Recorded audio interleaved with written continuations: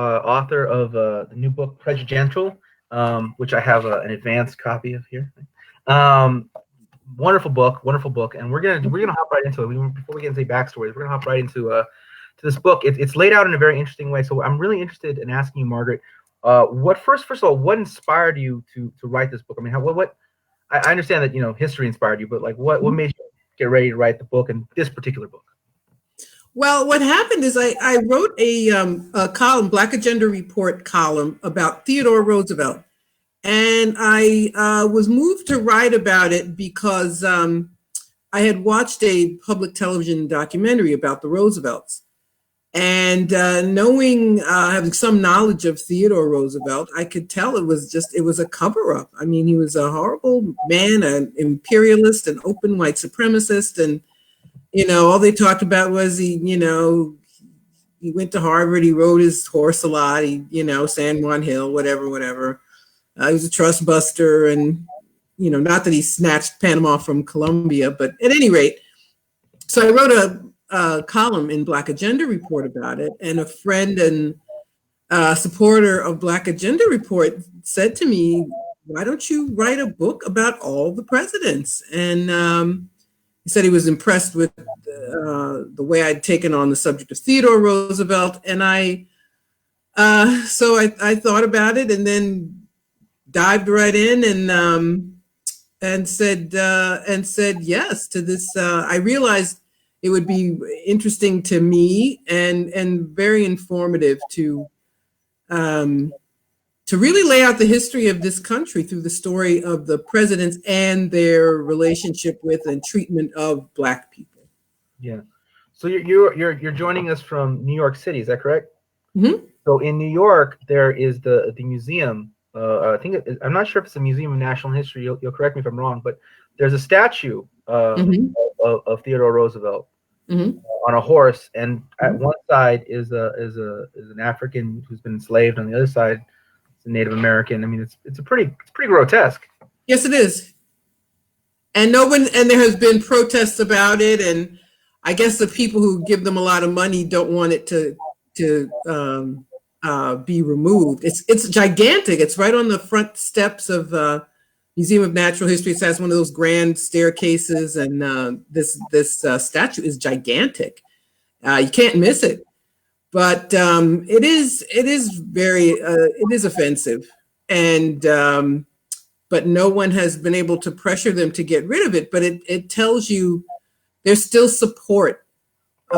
Most people in New York wouldn't admit it or think of themselves in the way that they would think of Southerners who don't want to get rid of a Confederate monument. But people do identify with the presidents. Theodore Roosevelt was a New Yorker also, and he's painted as this, erudite man, and he wrote books and the national parks and, all these things that are true. He did those things, but that's not the whole story. So that was the other thing, dissecting how these people are elevated to this position in our history and in our minds and in our lives. So, their monuments are everywhere. The schools are named after them. Cities and states are named after them. Their faces are on the money. Mount Rushmore. It's just this iconography, if you can call it that, is just everywhere and ever present. And unless you really delve into the history, you can succumb. You can succumb to that that pressure. To not even see it as pressure, realize you're being pressured and propagandized into supporting the memory of these people who did really terrible things. Yeah, I remember one time I was actually doing a poetry reading in Colorado, and they had me staying at the Theodore Roosevelt house where he had stayed, hundreds of years ago. And like they had pictures of him everywhere, and they even had like a portrait of him staring down at you in your bed. So he's like that, and I had to get the hell out of there. I couldn't sleep. Like I ended up crashing on the guy who, the people who worked there. I ended up crashing on his couch because I couldn't sleep at the Roosevelt house. So yeah. So Theodore Roosevelt, all these years later, inspiring fight or flight. In my case, flight. In your case, fight. Good for you. You were aware and conscious. So it's a funny story, though. I had to get that out of there. So I'm really interested in the layout of this book. Can you tell our readers how this book is actually laid out? Its chapter. Sure. There are 45 chapters, one for each president of the United States, and it is divided into sections. So the founding fathers, the Civil War. Actually, let me look. Let me not guess. I'll just look in the book and tell you all the sections that it's founding fathers, pre-Civil War, Reconstruction, early 20th century, late 20th century, and modern day. And in doing it, that was a suggestion from the publisher, but I think it was a good one. It tells you there's always a trend. There are always historical trends, and by putting them in these different categories, giving it a timeline, it tells you the significance of what they all did and what various presidents had in common at specific moments in history. So I think it's useful to the reader to break it up. And people have been telling me that some of them don't read in chronological order, that they jump around and they'll read about Woodrow Wilson first, but then read about Lincoln, but then jump to Lyndon Johnson. And as a writer, it's very gratifying to know that it works that well, and that people find it easy to do that and want to do that. I think I mean, looking at it, if I wasn't working on a project with it, I think I would have jumped around because for the Hall of Fame of Infamy, the Hall of Infamy. Yeah, because I mean, who wants to read about Rutherford B. Hayes? I mean, it's kind of and that's what I'm really interested in, the research that you would do for I don't know how to describe them. These flyover presidents, these presidents that we don't talk about. Chester A. Arthur. Exactly. Was that difficult? It's funny because even the more obscure presidents did something significant. Rutherford Hayes, one-term president, but he was known as Rutherford Hayes. He was the first president to lose the popular vote, but then win the Electoral College vote. And this was in 1876 during Reconstruction and the effort to destroy Reconstruction and destroy the little bit of political power that Black people had gained. So the votes in some southern states were invalidated. They said there were Black people voting who weren't eligible to vote. He cut a deal, even though he was a Republican, and the Republicans, lest we forget, it was the party of Lincoln. So at that point, the Republicans were supposed to be the party that would defend the rights of Black people. But he cut this deal, and in exchange for removing the last federal troops out of the South, out of South Carolina and Louisiana, he was given the presidency. So that's what he's known for. He's known for the scandalous way in which he claimed the office. And there are presidents, one who sticks in my mind, William Henry Harrison, who died a month after his inauguration. It's a funny story to me. He gave a very long speech during his inauguration on a rainy day, too long a speech on a rainy day. He died of pneumonia a month later. So you'd think he's this obscure president, but he played quite a role in expanding American territory. His campaign slogan was Tippecanoe and Tyler too. Tippecanoe was the Battle of Tippecanoe in Indiana, where Tecumseh was defeated. And this was a turning point in expanding settlement in the U.S. So this is something that is praised. We should see it as the genocide that it was. And I hope one of the things people get out of it is that they are comfortable with critique of American history and see these men in the light they should see them and be willing to judge them and judge them harshly for the terrible crimes that they committed in this country. I didn't deal with foreign policy, but many of them for their crimes around the world also. Right. So you don't have to, in fact, you shouldn't respect them. we should judge them as harshly as we would anybody else. And, Americans love to, ask if the Germans have repented of the Holocaust enough, or have the Japanese told the truth about sex slavery during World War II. Well, what about this country? What's your judgment? Where's your condemnation for this place? And I want to challenge people to feel comfortable to do that and feel comfortable to be truthful, because truthfulness is discouraged here. Yeah. So one of the great sacred cows of the U.S. politics would be Abraham Lincoln, as this great liberator, this man who acted out of great courage and conviction to do these wonderful things. But according to our book here, this is not necessarily the way he should be remembered. It's not accurate. No, it's not at all.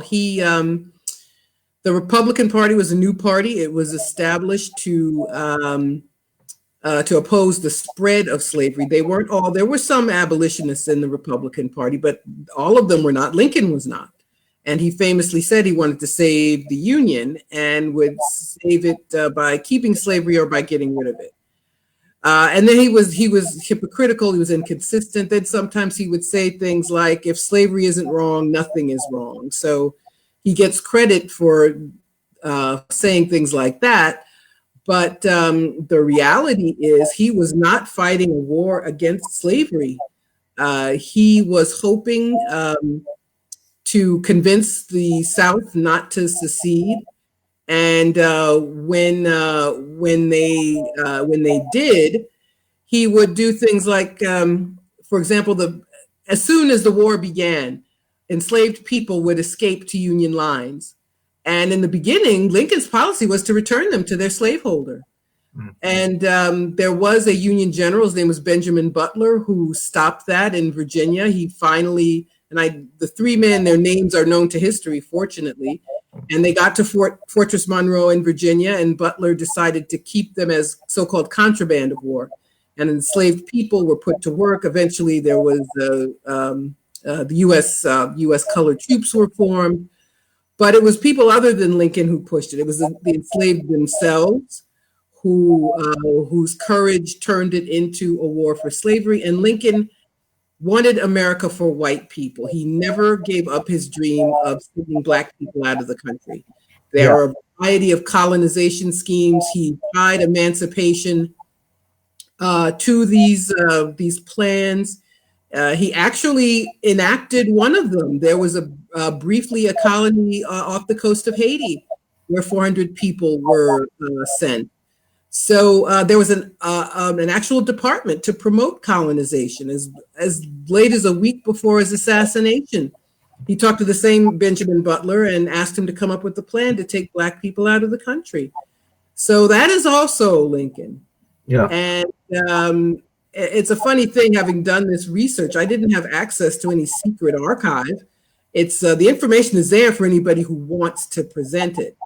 But a lot of these historians are complicit in omitting information, which is a lie. An omission is a lie just as much as a misstatement of fact is a lie. Yeah. In the case of Lincoln, it was a really surprise to me, not just Lincoln, but in a few other figures. It's kind of one of these great counterfactuals because it simply didn't happen. So therefore, it didn't happen in history. So we don't write about it in history. But the presence of the colonization scheme, the recolonization scheme, it was definitely something that was really heavily considered by multiple administrations. Yep. As a possible outcome of like, well, what are we gonna do about this conflict between northern industry and the southern slave power? But this question of recolonization, because it didn't happen, it's not this thing that we talk about a lot. But can you tell our audience a little bit about just how deep and shared this idea of sending Africans out of the country should slavery end? Sure. There was an American Colonization Society, which was founded in the 1830s. There were plans to and talk of sending Black people away very early in the nation's history in the 1700s. There were presidents like John Adams, for example. He was the second president, one of the few who was not a slaveholder in those early days. from Massachusetts, but he hated the idea of a free Black population. And he always advocated for sending Black people out of the country. So the American Colonization Society was founded in the 1830s. People may be aware that the African nation of Liberia was founded as a result of one of these schemes. The founding government was made up of freed African Americans. The capital is called Monrovia, named after President James Monroe. So these plans were of very long duration, for decades in the nation's history. So, but it's important to know that too, that they were so determined to have a white nation that they knew they couldn't have that completely as long as there were any Black people in the country. Yeah. Starting a little earlier, though, I'm at the very beginning, towards the beginning of the book and the beginning of the concept of the United States, or the United States being the United States. In my lifetime, I've seen the figure of Christopher Columbus kind of lose favor and be seen in a more accurate light. By the time I was like 10, or as a child, I knew it was taught that Cortez was a bad guy, and that wasn't true in my mother's lifetime. In my own adulthood, I've seen the founding fathers, along with Andrew Jackson, start to kind of like some of the gleam to wash off their name. Do you think there's a trend to be a little more honest about, not Lincoln and certainly not more recent presidents, but a trend to be more honest about the founding fathers and the so-called founding fathers and their role in slavery? There is, but I think we have to remember this doesn't just happen by osmosis. People demand it, and people demand that history be decolonized and demand that the truth be told. And there's a lot of pushback too. A few years ago, they were going to update the curriculum for the advanced placement test, American history test in high schools, and there was an uproar that they were actually going to just be honest and talk about some of the things that we mentioned. And the Educational Testing Service caved in and had this whitewash, pun intended, agreed to do this whitewash of history. And one of the things I wrote about was a few years ago when there was, shortly after Trump was elected, and I'm going to call it a riot in Charlottesville, Virginia, on the part of Confederate sympathizer, white supremacists, just call them that. And the New York Times had an article, and Trump said, well, what are you going to do? Are you going to, Jefferson and Washington owned slaves. Are you going to take down their monuments? And the New York Times took a poll of their readers, and only 4% of them wanted to take down their monuments. So it's very powerful. The propaganda, and also there's a logic to it. If you talk truthfully about the past, you have to talk truthfully about the present. And if you acknowledge that racism, that anti-Black racism especially, plays such a huge part in U.S. history, then you have to talk about the present, and you have to talk about why Black people are in the position they're in. You have to talk about, if you're a white person, what would you do to stop it? And if once you know, you can't unknow it. So you could ignore it, or you could wish it away, or you can make excuses. You could say, what is it people usually say? He was a person of his time. Well, at that time, that's what everybody did, and we can't judge him by today's standards. And I think that's another reason that we have to talk about the fact that this history is concealed so often. It makes for inconvenient truth about our lives today. Yeah. I mean, today's standards are Donald Trump, so I mean, I don't know what they're talking about. But I want to ask a little bit about this. The kind of I think you referred to it as the stunning hypocrisy, or there was an adjective in front of the word hypocrisy when discussing Thomas Jefferson, and I think most of our audience, or much of our audience, would agree that is true. But can you speak a little bit to just how deeply hypocritical not only Thomas Jefferson was as an individual, but our memory of Thomas Jefferson truly is? Sure, it's if you have a nickel in your pocket, you have a picture. He's on the nickel or is he on the dime? I don't know. But at any rate, how many Jefferson universities and Jefferson schools and Declaration of Independence and 4th of July, how much of what we're taught is meant to be an homage to this man who owned he was a very large slaveholder, owned 200 people, had sex with at least one of them, a minor teenage girl, never freed even those they had, I believe, 5 kids together and didn't free them. He would always claim that he wanted to end slavery, but he couldn't. He'd have money troubles, or it was a wolf by the ears. You dare not let it go. All kinds of nonsense. Yeah. And just to mention one thing about him, there was a man, his name was Kosciuszko. He was Polish. He fought in the Revolutionary War. And he was originally a slaveholder as well, but he grew doubtful. And he would talk to Jefferson about it. And Jefferson would tell him, well, if I can't afford to feed people, free people, I'd be in debt. And so Kosciuszko left him money in his will to free his enslaved people. And to make a long story short, Kosciuszko died. Jefferson got his money, but he never freed anybody. So that's the kind of person we're dealing with. And and I don't care that he spoke French and he was an architect and he founded UVA and blah, blah, blah. I don't care. He was a genocidaire.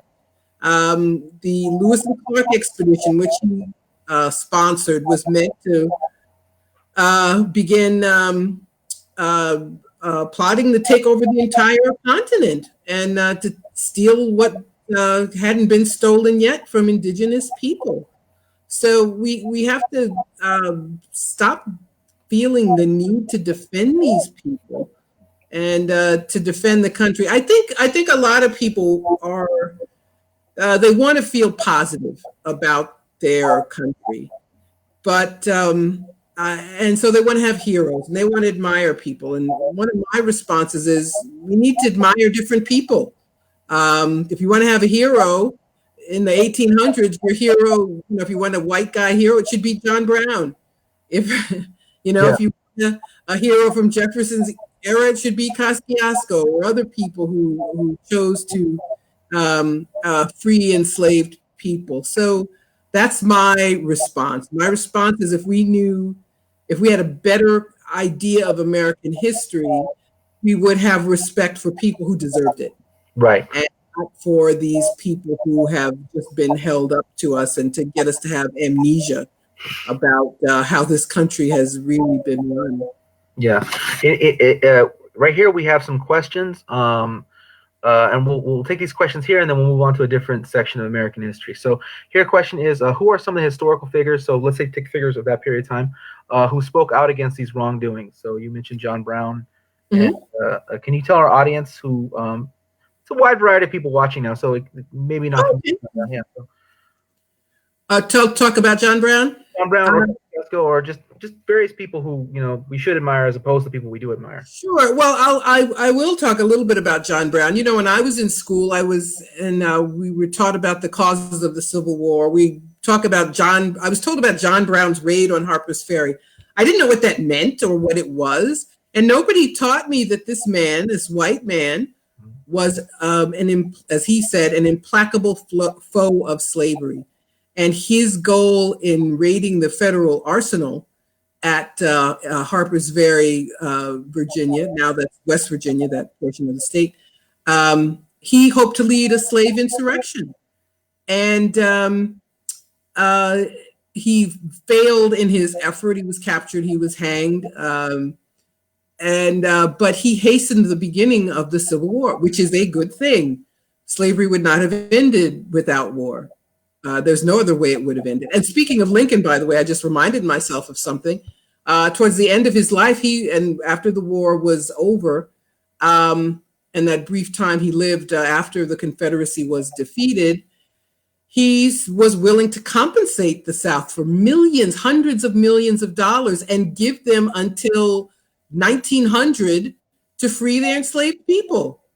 And I just thought of that. I know we moved on from Lincoln, but the thought came to me. So So anyway, there are people like John Brown. There were people like, there was a senator named Foraker from Ohio. One of the most shameful things Theodore Roosevelt did, there was a group of Black soldiers stationed in Brownsville, Texas, and they were under constant harassment and threat from white racists, and they were accused of killing someone. And Roosevelt waited until after Election Day in 1906 to court-martial all of them. First, he got Black people's votes, and then court-martialed all of them. And this Senator Foraker was just appalled and took on Roosevelt publicly.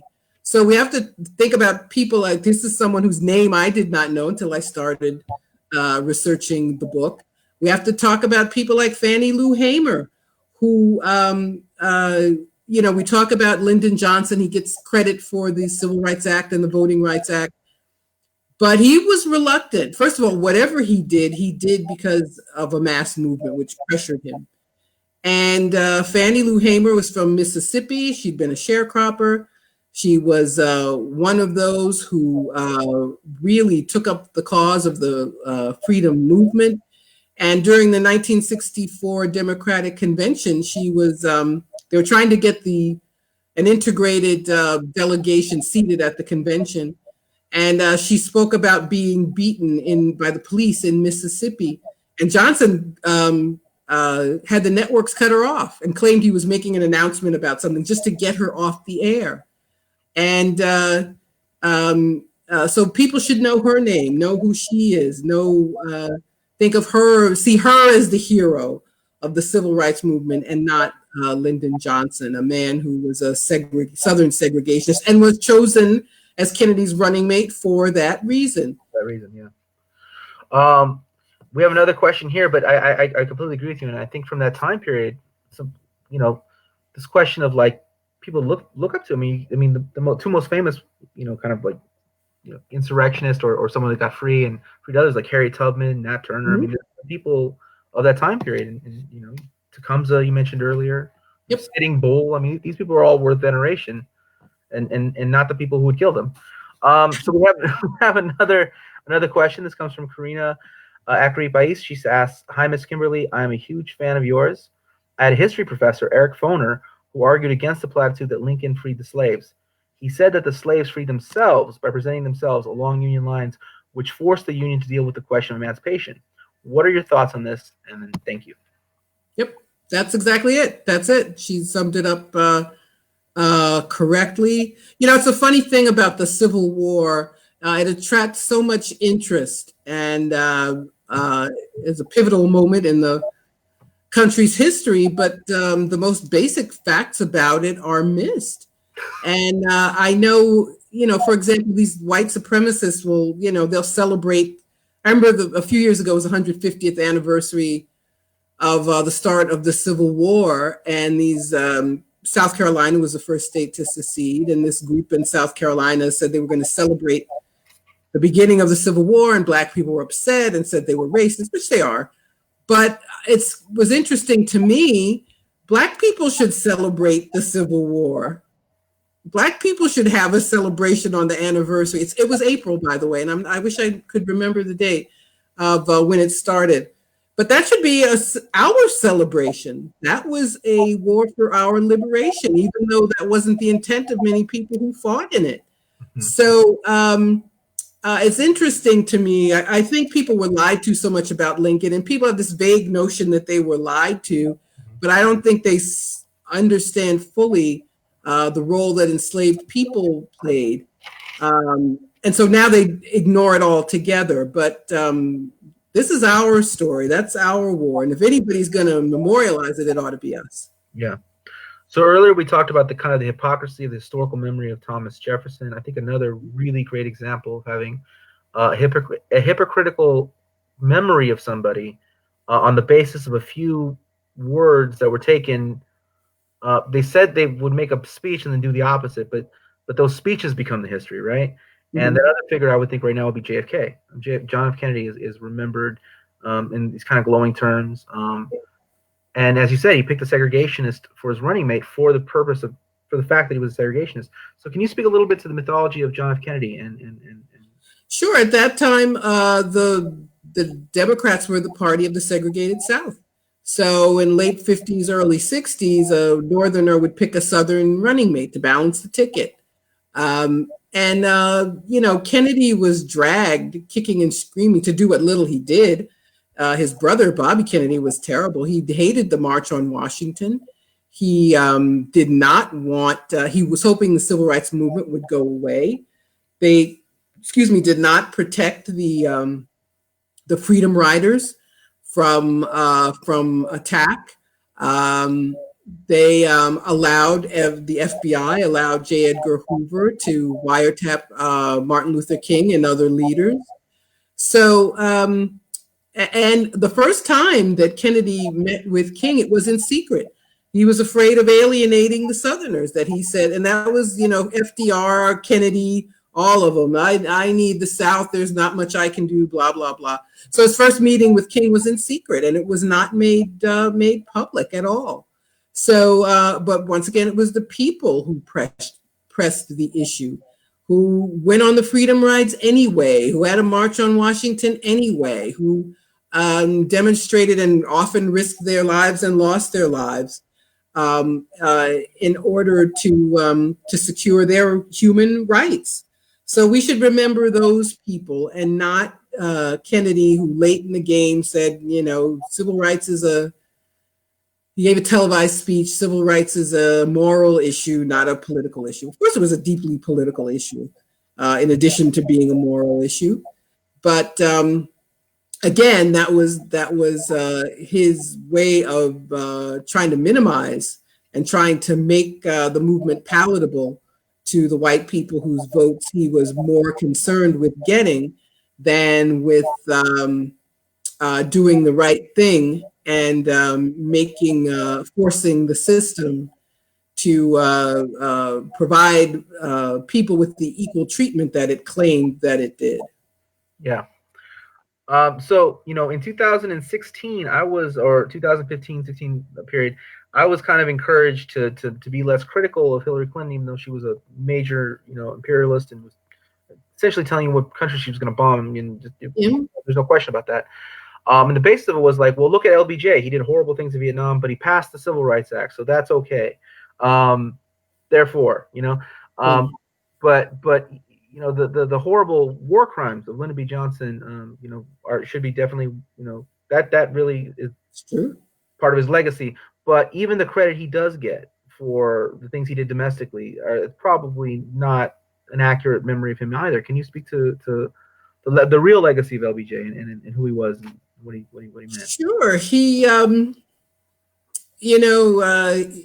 it's a funny thing. The last year of his life, a year to the day before he was assassinated, Martin Luther King publicly broke with LBJ over the issue of the Vietnam War and condemned the war. And he was vilified for it. The liberal newspapers, the New York Times and the Washington Post criticized him. Some people in his movement criticized him. They said, Johnson's our friend. You don't want to piss him off. And but he knew, he was very clear on the fact that we could not accept supposed justice at home and have a country waging this terrible war of aggression in Vietnam at the same time. And so here we are 50 years later, and, the supposed progressives, it's the same thing. Bernie Sanders, he finally took a dive even over the domestic issues, which he alleged, which were supposedly so important to him. But he's an imperialist. He doesn't criticize U.S. Foreign policy. AOC, the same thing. U.S. sanctions are killing thousands of people.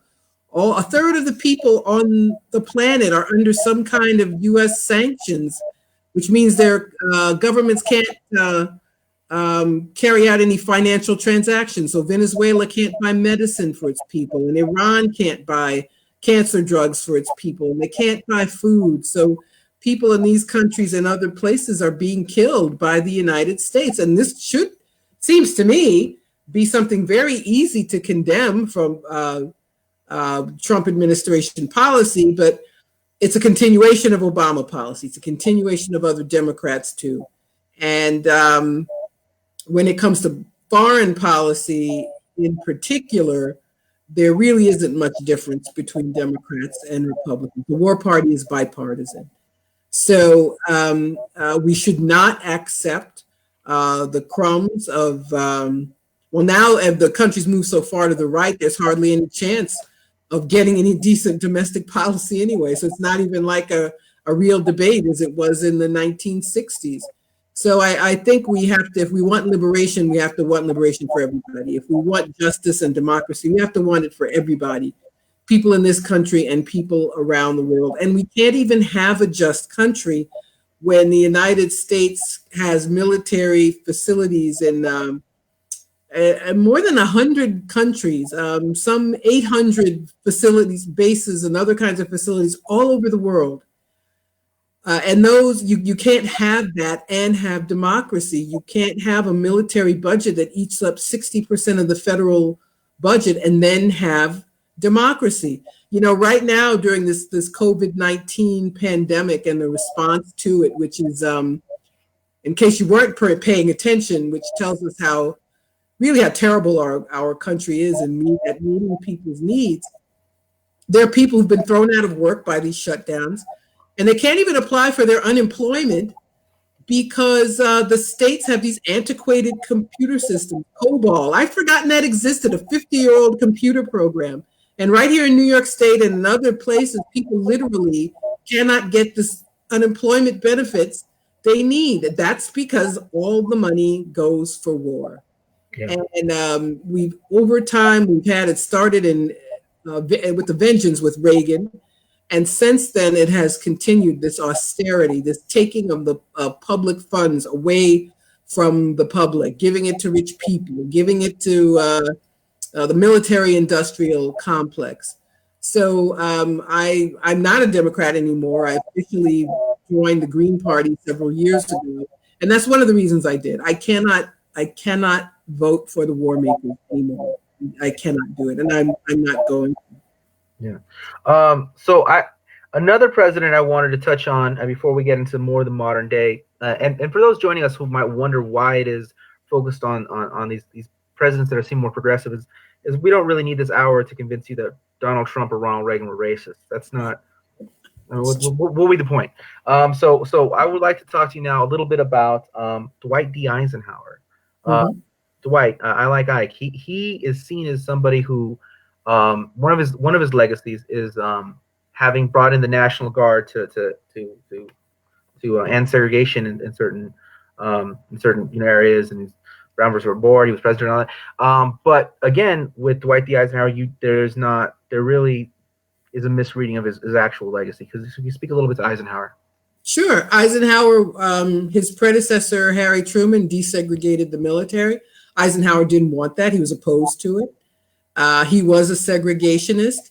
The Brown v. Board of Education Supreme Court decision took place during his presidency. He and his team hated it.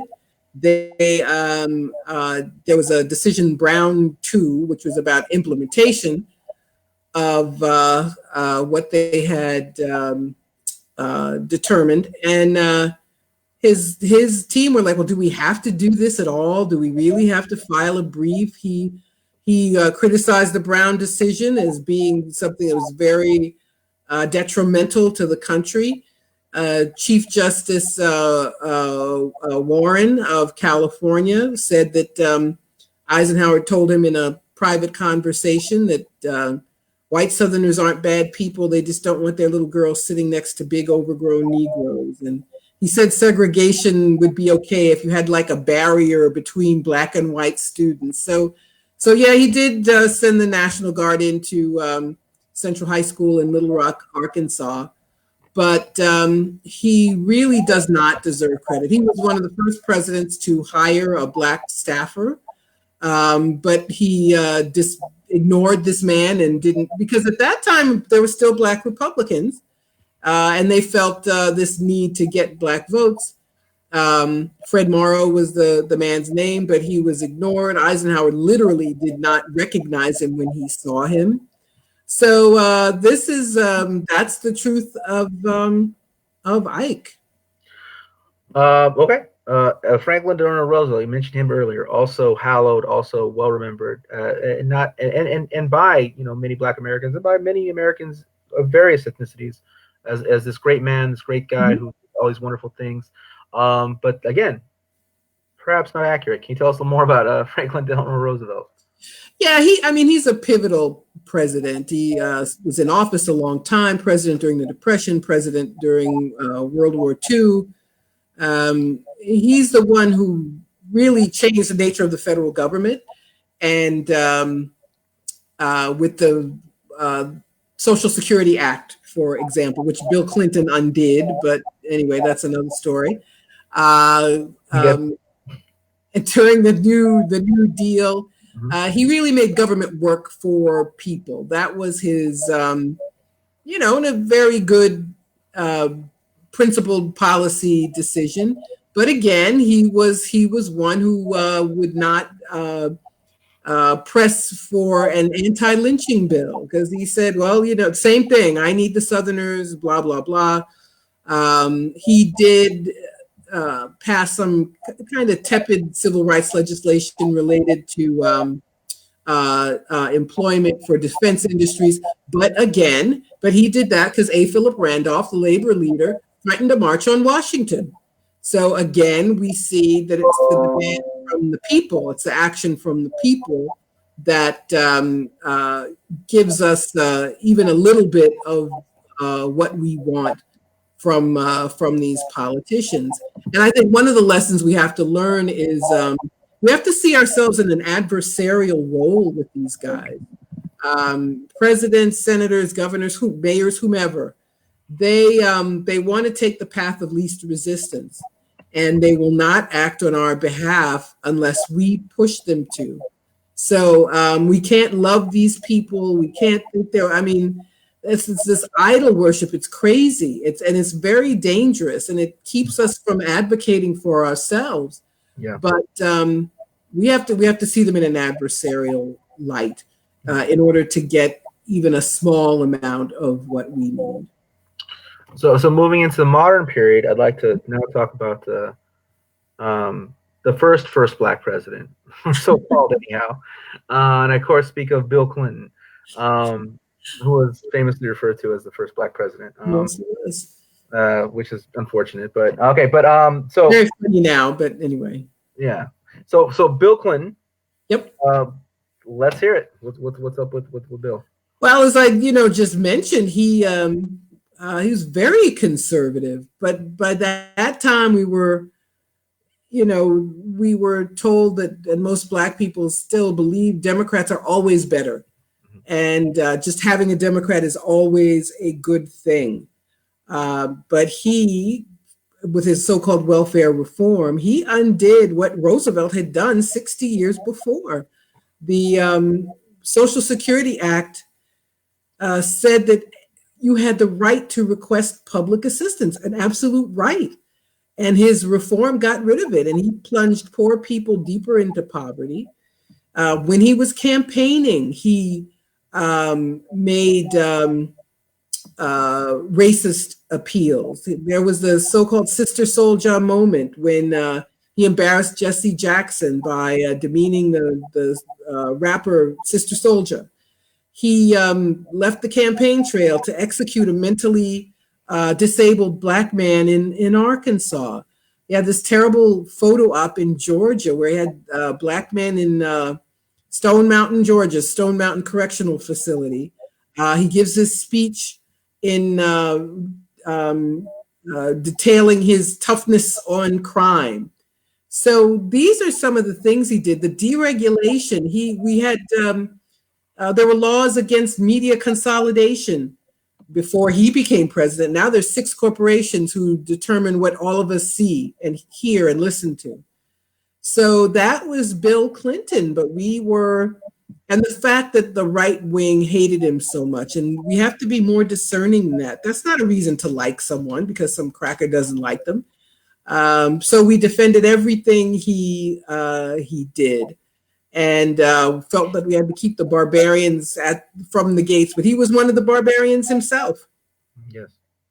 I would also point to some of our other listeners, or to the people following the conversation. The Bill Clinton actually built the first wall. He built the wall on the Mexican border. That is something he did. It's part of his legacy.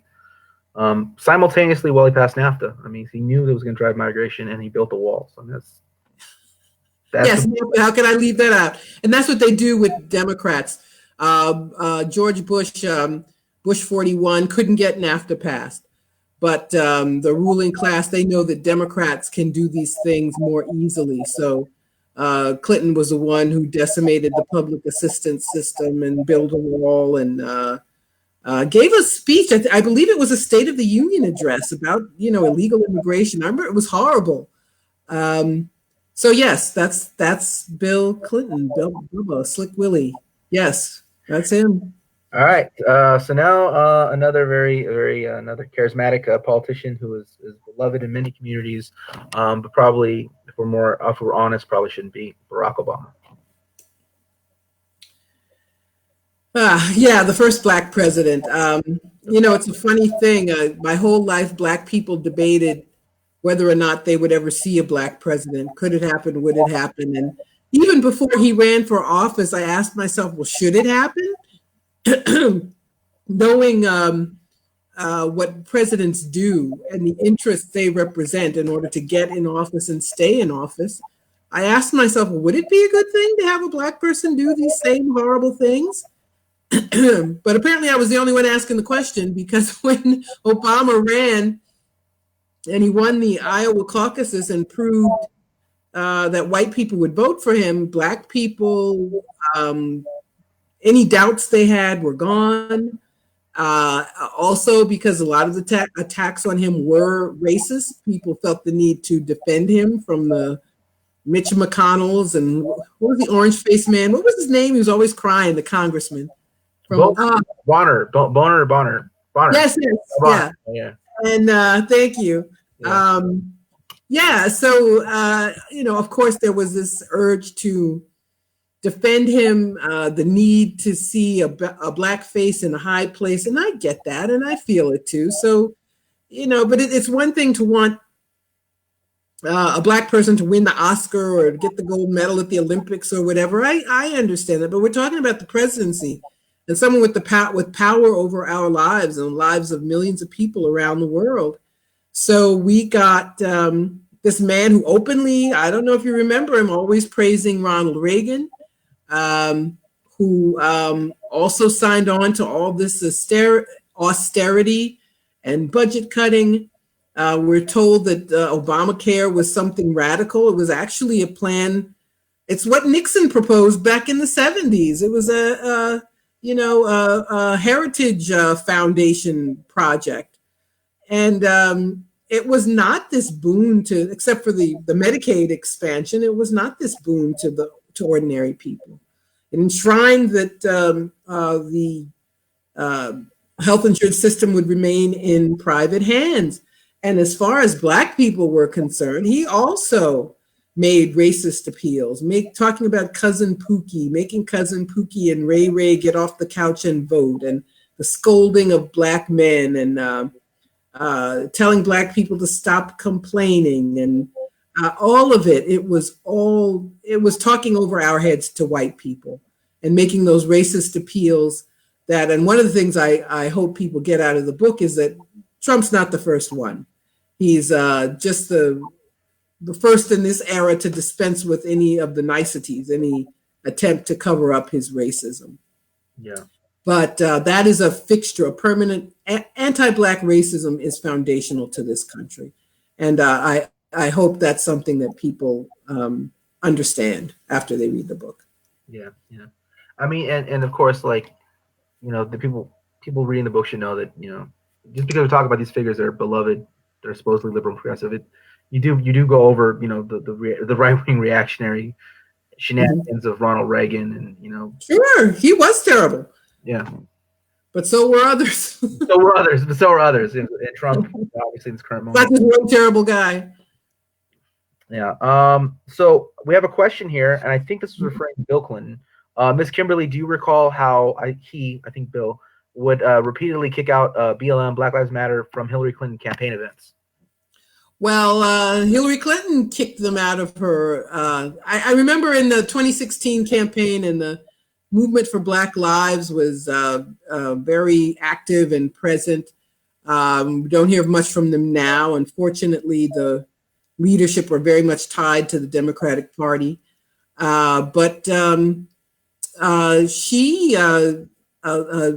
someone approached her at a campaign event, and she, being the bad politician that she was, she got mad and says, well, why didn't you run for president yourself, or something stupid that most politicians have better sense than to say. Yeah. Bernie Sanders had another such incident, but being a little savvier, he looked annoyed, but he gave these young ladies the microphone and let them speak. Obama, we started hearing about and talking about and realizing the prevalence of police murder of Black people. And lest we forget, he had the power to prosecute. The federal government could prosecute every killer cop in the country if they wanted to. Mm-hmm. But he didn't do it because he didn't believe in it. They had a town hall for, victims of police violence. And it was horrible. It was absolutely horrible. Whenever he talked about police violence, he'd warn against riots and violence, which nobody was talking about. Yeah. But, George W. Bush prosecuted the cops who got away, who were acquitted in the Rodney King beating. He's the one who started the federal prosecution. They ended up going to jail. Obama never did that. So, that is what we got with him. We just, it's really dangerous, this desire to defend Black people, because, and I started seeing it, I say in the book that Colin Powell and Condoleezza Rice were like the preparation for Obama. And Black people were always the most likely to criticize U.S. foreign policy, the least likely to support wars and invasion. But with Colin Powell, it was, well, he has to do it. Well, he couldn't have that job if he didn't do it. Not, is it worthwhile to have a Black person in that job? So I think he was, in a way, a predecessor of Obama in the minds of Black people. So people were prepared to see white people and Black, everybody. Every group was prepared to see a Black person in a high position that had been reserved for white people, these terrible positions where they do terrible things, and got away with it all. Everything. Obama did so many terrible things. He and Hillary Clinton, the destruction of Libya, the attempt to do the same thing to Syria, the drone attacks, the coup against Ukraine, all of these things were awful. But they get a pass because they have a D behind their name and not an R. Yeah. I hope our viewers and listeners have learned something from this conversation. I personally have learned something, because I thought Joe Biden was the first Democratic candidate to go tell people to vote for someone else. And so I learned here today that Hillary Clinton beat him to it. So that's news to me. That's I will remember that now. So this is a fantastic book. Everyone should go out and get it. Hold it up to my head. I want to move the conversation now towards your work with BAR, with the Black Agenda Report. Sure. I am one of the founders of Black Agenda Report, along with Glenn Ford and the late Bruce Dixon. And tomorrow's Wednesday. It's Black Agenda Report Day. And we present the news from a Black left perspective. And we mean left, not Democratic Party perspective. And we are the only Black left website that presents original material from ourselves and other people, myself and Glenn and Ajamu Baraka, Danny Haifong, Ann Garrison, our regular Raymond Turner, our poet, our regular BAR contributors. We have interviews. We have a great book forum. So it's a great source of information.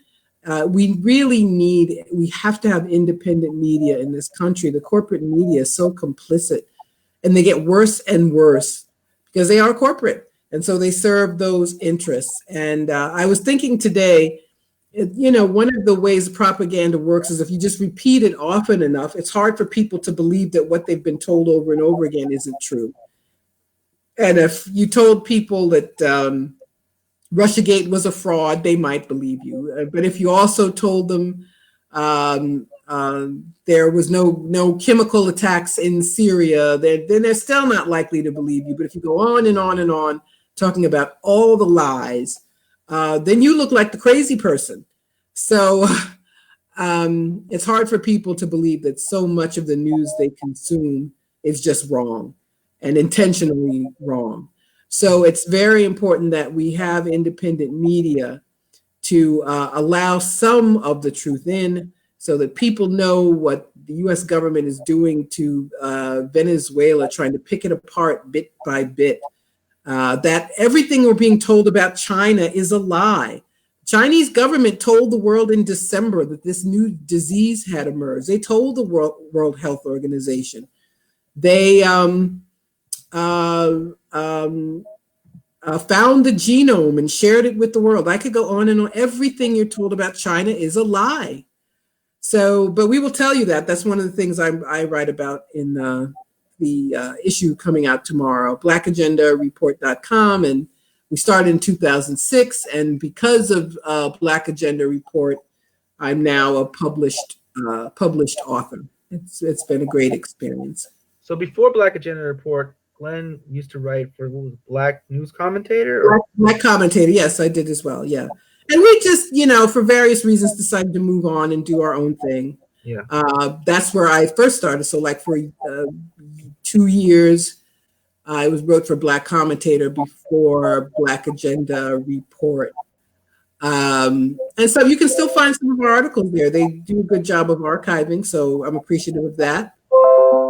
We must support independent media. So as a black commentator, though, which later grew into which people left and became Black Agenda Report, I kind of remember those would come out, and this was a time when the internet was people were sharing articles more and more on the internet. And there were sites there was these left sites and ZNet. Mm-hmm. It was kind of that ZNet era of left information, but it was way before social media. So I remember waiting every Wednesday for a Black Agenda Report, and there would be like 3 articles that would come out, right? It would be you, Bruce, and Glenn, and then maybe something else, but there was always going to be 3 new articles. And I remember, when's Wednesday coming? Because I remember like. Well, thank you so much, and it's important because sometimes when you have a left point of view, you're always told that you're marginalized and nobody believes you, nobody listens to you, and it's always good to we all need affirmation. We're all human. We all need that affirmation. So yeah, thank you very much. But it's Black Commentator, by the way, they still publish. It's just a different group of people, slightly different viewpoint. But Black Agenda Report, we're very proud of what we have accomplished. And so tomorrow's Wednesday. So tomorrow's article day. And donate. We have a donate button. Don't forget. Okay. And make sure you donate. So before Black Commentator, before Black Agenda Report, before you got involved in the world of writing, how did you get in the world of writing? How did you get in the world of being, a columnist? How did that happen? What was your road to that? It was about that time that blogging started, and it seemed like everybody had a blog, and I was like, well, I should do this too. I mean, I sort of got caught up in it, and I wrote a letter to the editor of the Black Commentator days about Condoleezza Rice, and Glenn printed it. And I sent him an email, and I said, I'd like to keep doing this. I can't believe I did that. And so I talked to him and Peter, and anyway, I said, I want to write something every week. And Glenn said, well, that's hard to do, write every week. And it is. I said, I can do it. Sometimes it's a funny thing. Sometimes it's good to be a little impulsive and say you're going to do something, because very often good things come from it. So that is how it started. I wasn't always good, but people ask me how to get started as a writer, and I tell them start writing. And I'm not trying to be a smart aleck. It's something you can't learn to do unless you just do it. And blogging, social media has given everybody the opportunity to put their words down. Take a chance and ask someone, can I write a letter this week? Can I write a piece of commentary this week? Practice, kid, practice, like the old joke tells us. Yeah, having to write every single week for years was really good preparation for writing this book. But I didn't just write, I also became involved politically, and I was speaking and I was on panels, and that's how I found the publisher, actually. I was on a panel with Mark Crispin Miller.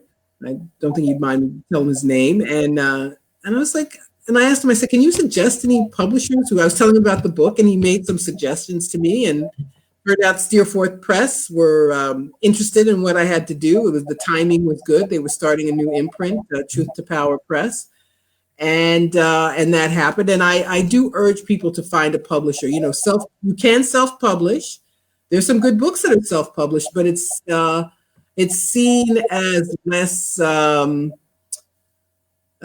valid somehow. And I don't think that's always fair. But I urge people to try to find and there are all kinds of presses. There are big ones, there's little ones, and you should be able to, if you're good enough, meaning if you put in the work, you should be able to find one that meets your needs. Yeah, and you didn't just jump into being published. You built a reputation over a decade. Yeah, over years. Yeah, by being consistent, producing an article every week, so that the organization that you are a founder of and your name is tied to Black Agenda Report, it has a name, but you also have a name in association with its growth. What advice do you have for people who are attempting to do something similar, to do something likewise, to get their analysis out there, get their counter analysis out there that is really but they can get themselves in a position that one day they too can have something like this. And I would say to be consistent. If you don't have a platform, if you don't have a Black Agenda Report in your life, find and work your platform. You can do it with social media. You can do it with Patreon. You can find someone else who can publish your stuff even occasionally. But it's consistency. Writing is hard. It's not easy to do. And it requires a lot of hard work. I always tell people when they're finally published, I always say your hard work paid off. Because I think now there's this ethos of, just being positive and, manifesting something. And no, when you write a book, you have to write it. It takes a lot of hours, and editing is a brutal thing when you see somebody else judging your work. And but the end result is so rewarding to see your name in print at last. It really is. It's a very big deal, and it's a very exciting thing to do. But it comes from spend a lot of time alone. If you write, you can't write when you're interacting with other people. It requires solitude, which can be difficult. But it is what it is. And there's so much going on in the world. There's so much to talk about.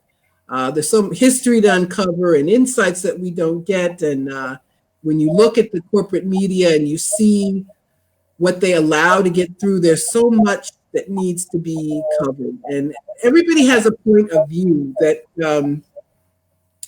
so many people have a point of view that needs to be heard and to develop your own voice. So I urge people to get started and to stick with it. And you don't have to be good when you begin. You're not going to be, or you can look back and say, "Did I really write that? I shouldn't have written that." But that's okay. That's going to happen too.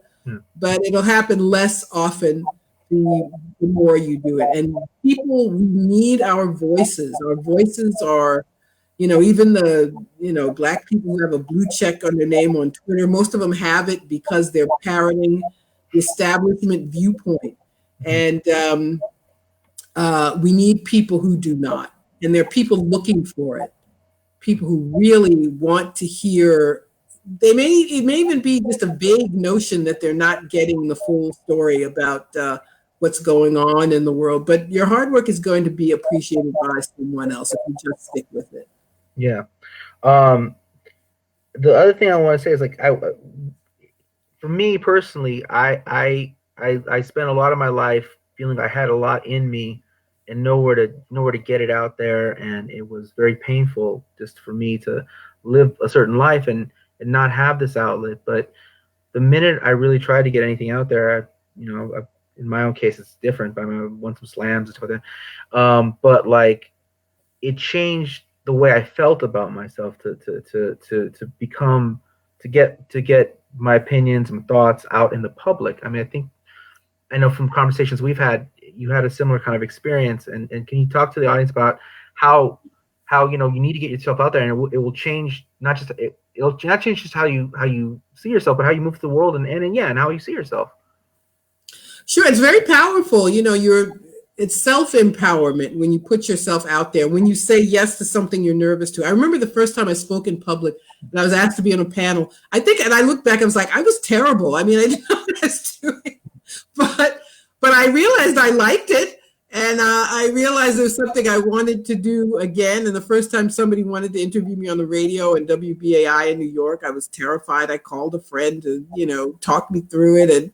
And so you're going to be nervous when you start something new. There's no way around that, but that's not supposed to stop you. And when you are recognized, and then yes, there's the, desire for affirmation and attention, but when people appreciate what you've done and tell you that they appreciate you, it's something kind of magical for us as individuals. But for what we're trying to achieve in the world, what we're trying to achieve politically, there are people who are looking for us, and we're looking for other people too. And, so people have come on board with Black Agenda Report. Now they're comrades and colleagues, and I learned from them. So in general, I would say, try to say yes. Try, if somebody says you want to be on a panel and you're not sure, if you encourage yourself and encourage other people. I have a friend from Black Alliance for Peace who I think he's on now too. So he's on someone else's Facebook Live talking. So I'm not able to see him live, but he's a bit nervous. And I was just encouraging him. He says, "Can you do this?" I said, "I don't need to do it. You can do it." So it's important to be encouraged and to encourage other people. And we have to get over this idea of, this individualism, which is so crazy. We have to do things with other people. We really do. And we have to form groups and cadres and, whatever it is you want to call it, and strengthen each other and struggle together. Well, I would just tell you that the team and the organization that you are part of, that you, Glenn, and Bruce formed, really the gold standard for a lot of us of the way things would be. I mean, I recently interviewed another poet, Tonga Martin, and we were kind of going back and forth about things we've done. I'm like, yeah, well, I've been published in Black Agenda Report. I don't know about you. But he's also been published in Black Agenda Report some other time. So I was like, but that was the kind of like a thing we were saying back and forth. That was us being competitive with one another. Like, oh yeah, you just do poetry. I was da-da-da. And again, bar became the standard. That is kind of the gold standard for a lot of us. So you've really raised, no pun intended, I guess, the bar. Raise the bar, sure. Pun intended or not intended. Thank you very much. And it, because we all have lives, and it helps us too. We all have things going on. I have a day job. Everybody has to have a day job, and that can be a challenge. Just trying to fit it all in. And for myself, I have a challenge saying no to things. And sometimes I get overwhelmed. And sometimes I'd say, why did I say I was going to do this? Why did I say I was going to be on this panel? And because it's what I like. It's what I love to do. That's why.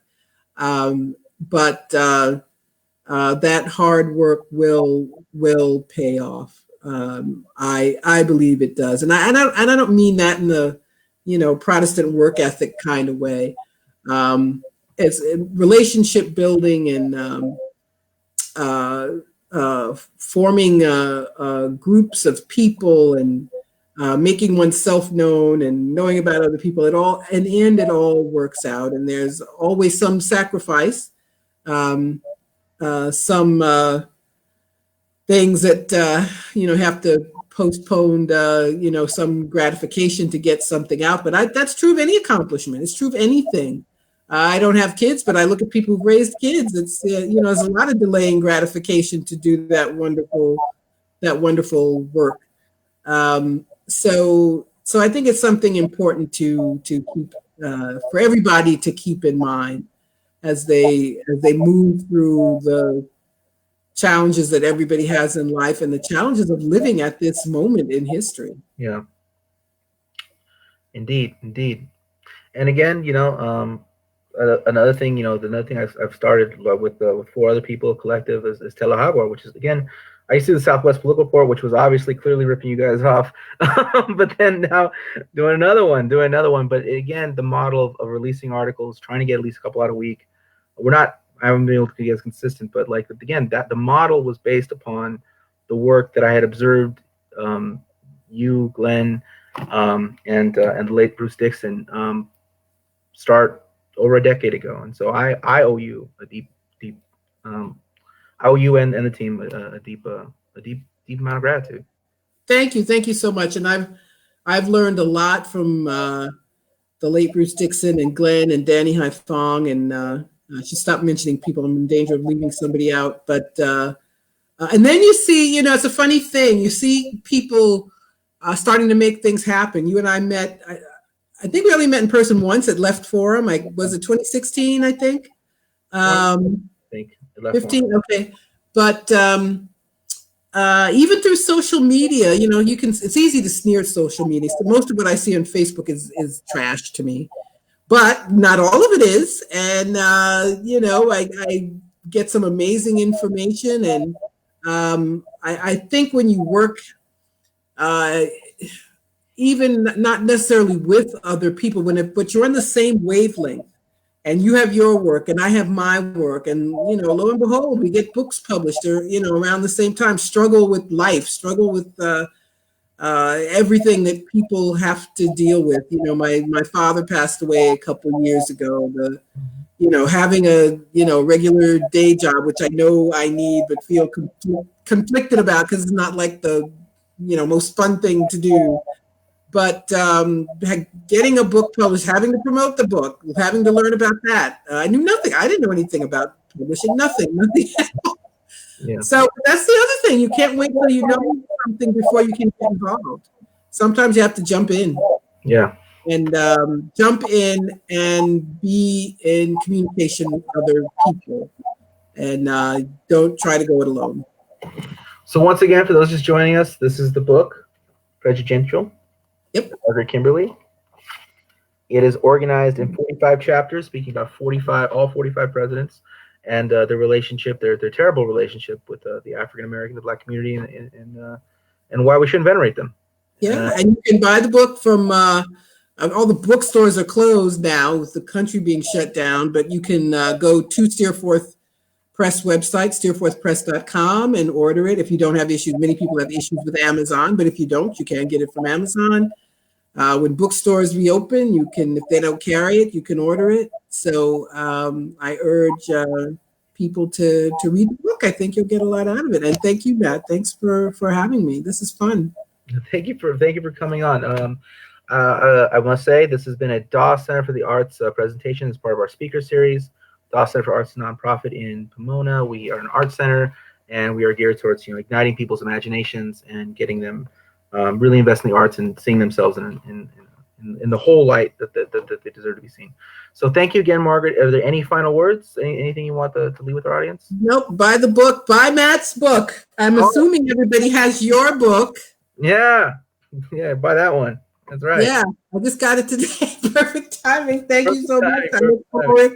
I look forward to reading the book, and stay strong. I was lucky enough to get blurb from Cornell West. He always says, "Stay strong," and I will just repeat those words to everybody else. So that book's about why Walt Whitman should be venerated. So it's right up your alley. Okay. All right. Thank you again, Margaret. Thank you. Bye-bye.